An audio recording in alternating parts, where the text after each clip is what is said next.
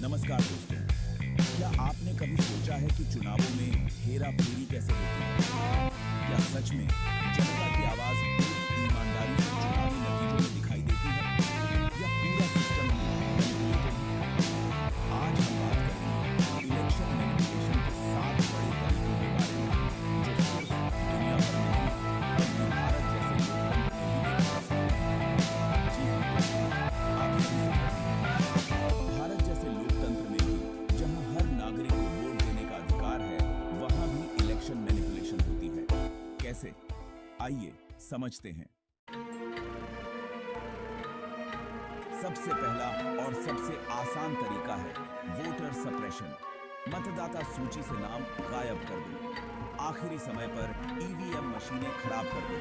Voting dates को लेकर गलत जानकारी फैला दो। बस काम हो गया। 2019 के लोकसभा चुनाव याद है। कई राज्यों में लाखों नाम मतदाता सूची से गायब मिले थे। लोग वोट डालने गए, लेकिन उनका नाम ही नहीं था। कई बार तो लोगों को डरा धमकाकर भी वोट डालने से रोका जाता है। ये लोकतंत्र का मजाक उड़ाने जैसा है।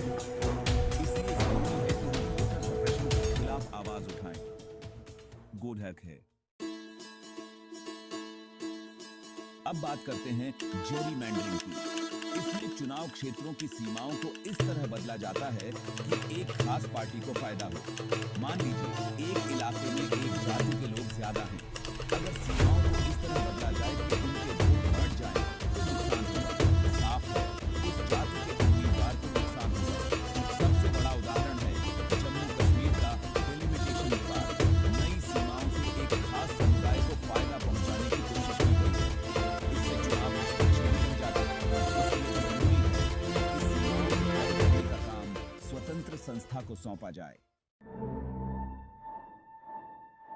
दोस्तों, आज के समय में ईवीएम मशीनें चुनावों का अहम हिस्सा बन चुकी हैं। लेकिन क्या आपने कभी सोचा है कि क्या ये मशीनें वाकई में 100% सुरक्षित हैं?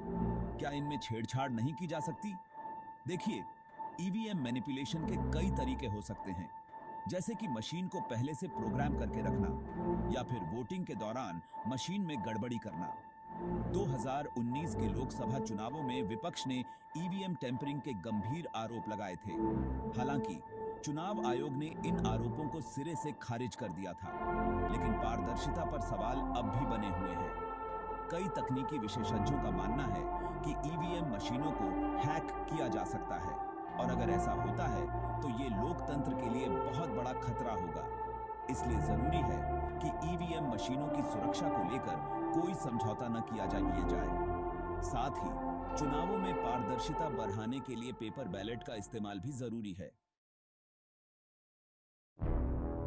चैप्टर 4।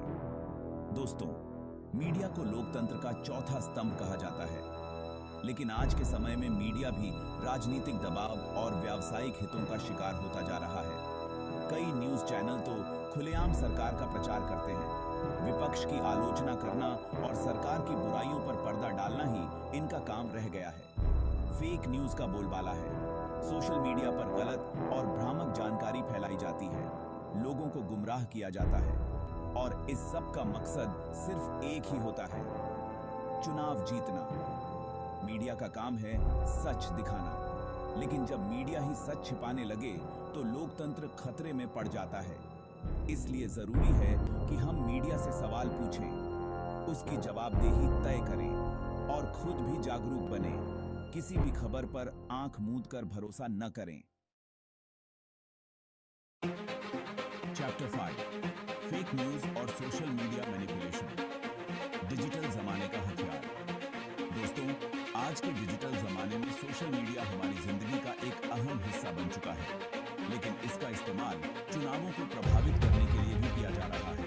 व्हाट्सएप ग्रुप्स बनाकर गलत जानकारी और अफवाहें फैलाई जाती हैं।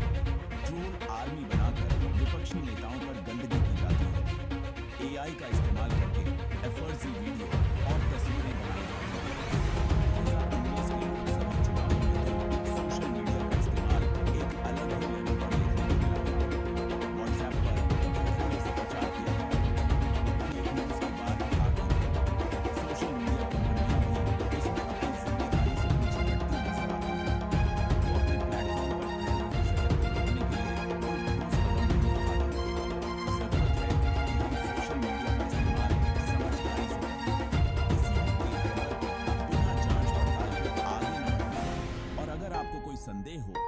उसकी जानकारी तुरंत साइबर सेल को दें। चैप्टर 6 मनी पावर और इलेक्ट्रल बॉन्ड्स। चुनाव नहीं, खरीद फरोख्त। दोस्तों, चुनाव जीतने के लिए पैसा भी सब कुछ नहीं होता, लेकिन पैसा बहुत कुछ होता है। और आज के समय में तो चुनाव इतने महंगे हो गए हैं कि बिना पैसे के चुनाव लड़ना नामुमकिन सा हो गया है। इलेक्टोरल बॉन्ड्स का तो हाल ही देख लीजिए। इसके जरिए काला धन राजनीति में आसानी से आ रहा है।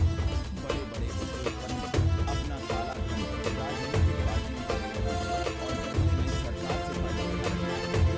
चुनावों में काले धन के इस्तेमाल पर रोक लगाना बहुत जरूरी है। इसके लिए चुनावी सुधार की सख्त जरूरत है। साथ ही लोगों को जागरूक होना होगा और ऐसे उम्मीदवारों को वोट नहीं देना होगा जो पैसे के दम पर चुनाव जीतना चाहते हैं। चैप्टर 7 कम्युनल पॉलिटिक्स और डिवाइड एंड रूल। नफरत की राजनीति का खेल। दोस्तों, भारत एक धर्मनिरपेक्ष देश है। यहां हर धर्म के लोगों को रहने का अधिकार है। लेकिन अफसोस की बात है कि आज भी कुछ लोग धर्म के नाम पर राजनीति करते हैं। वो लोगों को धर्म के नाम पर बांटते हैं और उनके बीच नफरत फैलाते हैं। चुनावों के दौरान तो ये नफरत और भी ज्यादा बरहकिन जाती है।